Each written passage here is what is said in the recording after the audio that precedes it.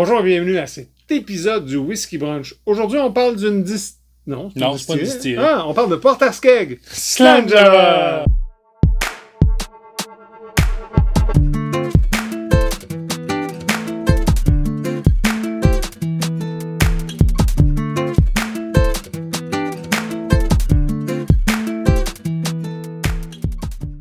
Salut Martin. Bonjour Alain. Salut à la maison, peu importe où vous vous trouvez. Merci d'être avec nous. Aujourd'hui, on parle de Portaskeg.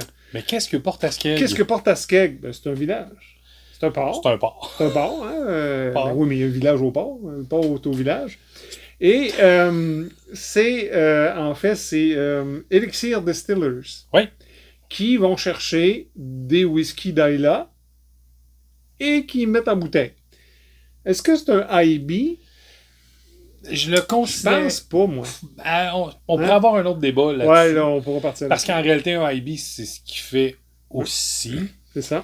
Mais il y a une distinction un peu avec Portaskeg, je crois. Exactement. Donc, je te le donne pour le moment. Pour l'instant, on va dire que c'est un IB. On va dire que c'est un IB. Independent Bottler, si vous voulez savoir c'est quoi. Donc, ce n'est pas une distillerie en tant que telle. Évidemment, c'est des whiskies d'Islay. Oui, bien, dans le fond, Portaskeg reste la porte d'entrée d'Islay. Ben, a été la porte d'entrée d'Islay longtemps, on va dire ça comme ça, sur le fameux Sound of Islay. Écoutez, il offre des produits de distillerie. Bon, OK, tu veux qu'on aille là? OK. Là, mettez en commentaire si vous savez exactement, vous pouvez me mettre sans le moindre doute de quelle distillerie d'Islay provient Portaskeg. Les rumeurs veulent que ce soit du Colilla. Du Colilla. OK? Peut-être des fois du Bunnahabhain, peut-être du Lagavulin. Est-ce qu'ils mélangent ça? Mais là, ils appelleraient ça, ils pourraient pas appeler ça... ça serait pas un mort, ça serait un blend, puis on n'a pas de blend dans les produits. Exactement. Donc, selon nous, parce que c'est la plus près aussi, Colilla. Oui. Donc, on dit que c'est du Colilla. Évidemment, donc, ce qu'on va avoir, ben, c'est des whiskies tourbés, des whiskies fumés, avec un peu de côtier, etc. C'est une très belle alternative, je le dis comme ça, à des produits plus dispendieux. Ben, voilà, c'est ce que j'allais dire. Je pense qu'on est en mesure d'aller chercher des profils qu'on aurait dans d'autres grandes distilleries, mais vraiment de façon abordable. Exactement. Quand on peut le trouver. Là, on peut le trouver, bien sûr. On a 3 produits à vous présenter, le 8 ans, le 100 proof et le 12 ans. Ils font aussi d'un 17, un 19. À ce qui paraît, le 17 là, est vraiment bon. Ils ont 25. Un 25, puis il paraît qu'encore là aussi, c'est comme wow. C'est vraiment quelque chose.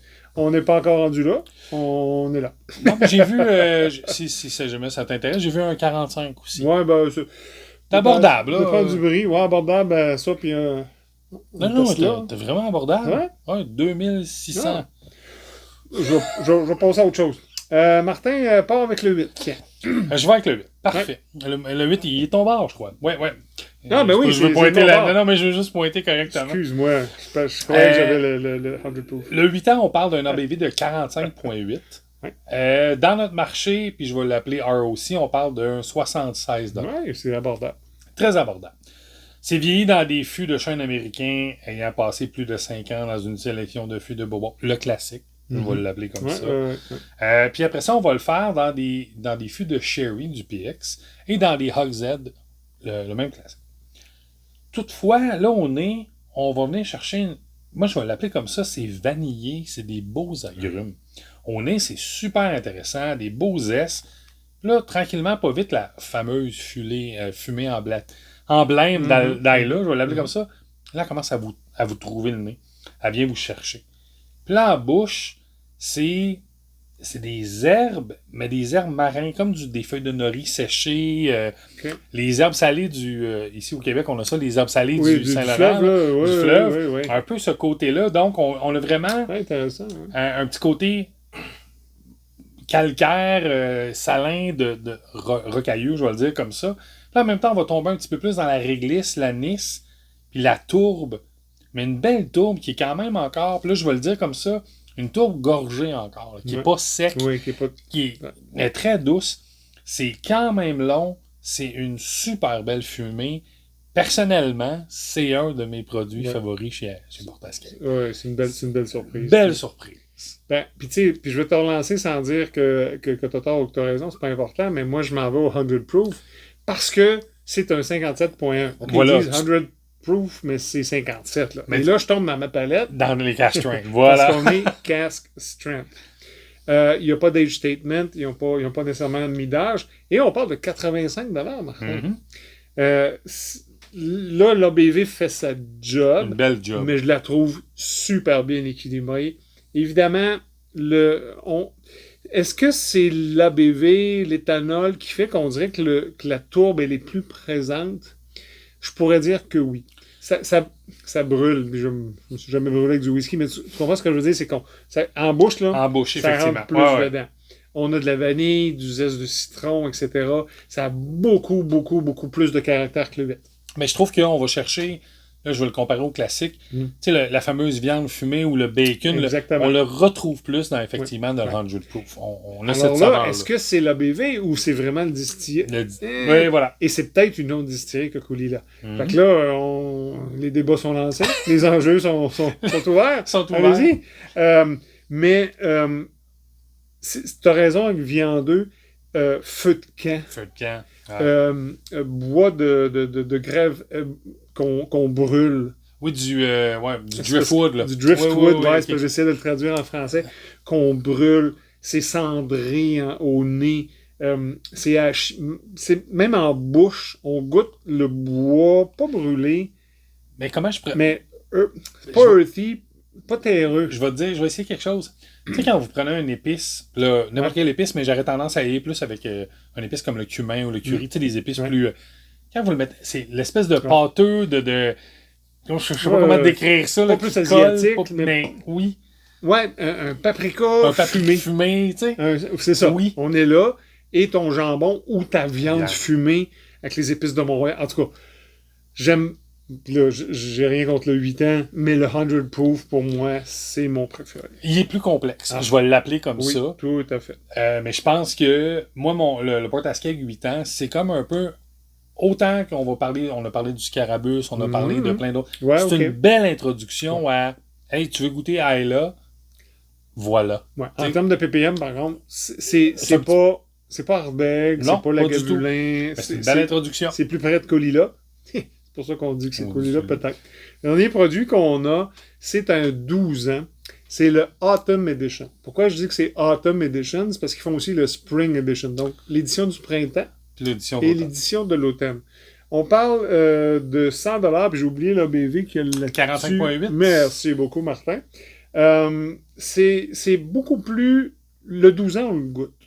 C'est beaucoup plus rond, c'est plus mature, mais c'est presque sophistiqué. Oui, moi, c'est là que j'allais. Ouais. Je pense que le 12 ans, autant le 8, malgré c'est jeune, on le goûte pas nécessairement, la jeunesse, je veux pas dire ça comme ça, mais là, dans le 12 ans, on trouve vraiment un raffinement, un vieillissement. Le whisky a eu le temps de s'ouvrir, il y a plus de phénol, il y a plus de... Ouais.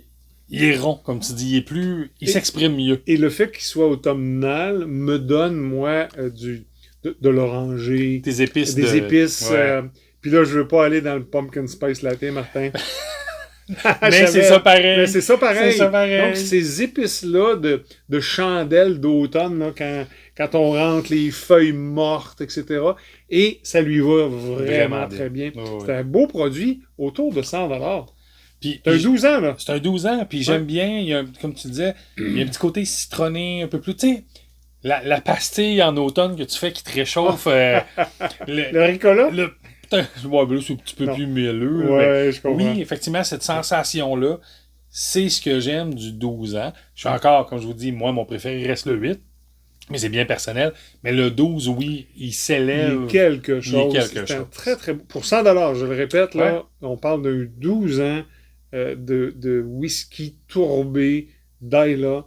Vraiment, ça vaut la peine. Puis probablement que dans d'autres marchés, il est un peu moins cher. Peut-être qu'en Europe, ça se donne, ça. Là, puis je vais être honnête avec vous, je crois que Elixir Distiller avec Port Askeg, c'est des produits. Vous envoyez un, n'hésitez pas, ça va vous donner un bon résultat. Je pense que tu mets le point sur le i, la base CT, puis l'autre.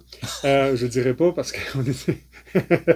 Mais ça me donne vraiment beaucoup envie après avoir goûté au 12. On avait le 8 puis le 100 proof depuis longtemps. Le 12 fait pas longtemps.